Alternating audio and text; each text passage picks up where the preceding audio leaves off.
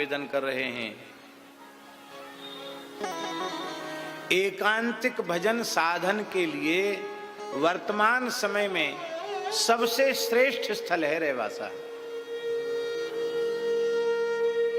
इतनी जल्दी अनुभूति वहां साधकों को होने लग जाती है, बहुत जल्दी अनुभूति होने लग जाती है। आज भी किशोरी जी के नूपुरों की ध्वनि वहां सुनाई पड़ती है, आज भी।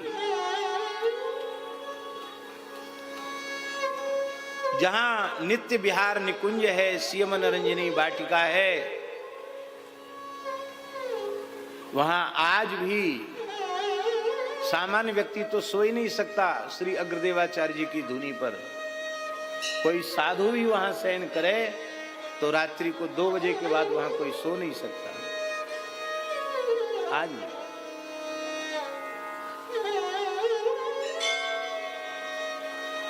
सहज भजन की भूमि है। आपने नाम सुना होगा काशी के बहुत बड़े विद्वान दातार शास्त्री, जिनके अनेक ग्रंथ लिखे हुए हैं।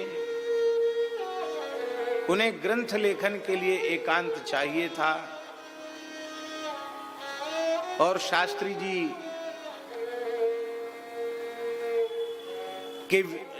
जी के विद्यार्थी रहे पूज्य श्री रेवासा महाराज। काशी में उनके चरणों में उन्होंने कुछ पढ़ा था, तो उन्होंने कहा भाई हमको कुछ ग्रंथ लिखना है, संस्कृत का एकांत चाहिए। तो गुरुजी आप रेवासा आ जाओ, वहां बहुत एकांत है। तो उनको एकांत कक्ष दे दिया। गुरुजी रात को लिखते थे। एक दिन बोले श्री राघवाचार्य जी महाराज से, रेवासा महाराज से, बोले आप हमारा निवास बदल दीजिए। तो कुंज से लगे हुए सटे हुए कमरे में उनका आसन था, जो गद्दी के पीछे ना बगल में, वहां आसन था उनका।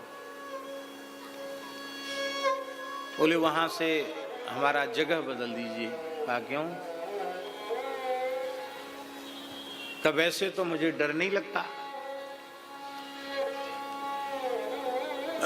लेकिन रात को यहाँ संगीत की आवाज आती है, बड़ी मीठी संगीत की आवाज, और किसी के नृत्य करने में नूपुर की आवाज सुनाई पड़ती है।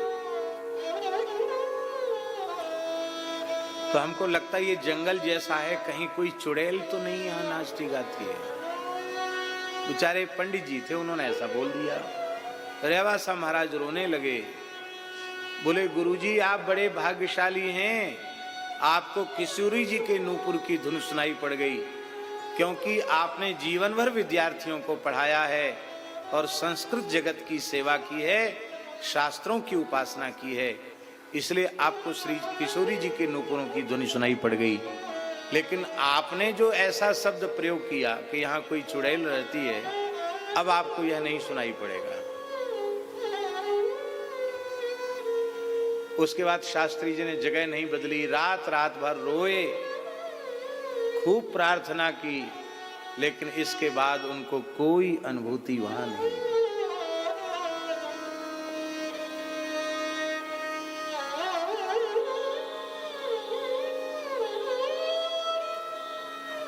आज भी भजन की दिव्यता वहां के कण कण में व्याप्त है। आज भी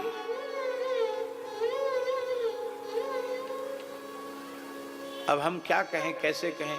शरद पूर्णिमा को कौन कौन था वहां? आप लोगों में से कोई था? कौन तुम थे? शरद पूर्णिमा को थे? आप थे? आप नहीं?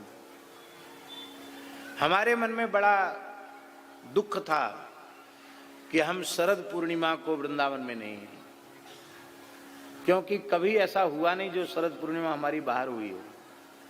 लेकिन रेवासा में शरद का भगवान रघुनाथ जी का रास होता है और वहां तो उपस्थित रहना पड़ा। और वहां एक और विशेष बात है, शरद पूर्णिमा को ही जीर्ण माता का वर्ष भर का सेवा विधान बदलता है, और उसमें पुरानी लिखा पड़ी है कि रेवासा महाराज हस्ताक्षर करेंगे तो ही सेवा विधान बदलेगा।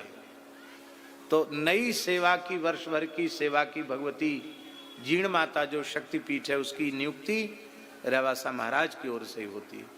तो बोले वो रस्म होनी है, और उसमें के लिए रहना पड़ेगा।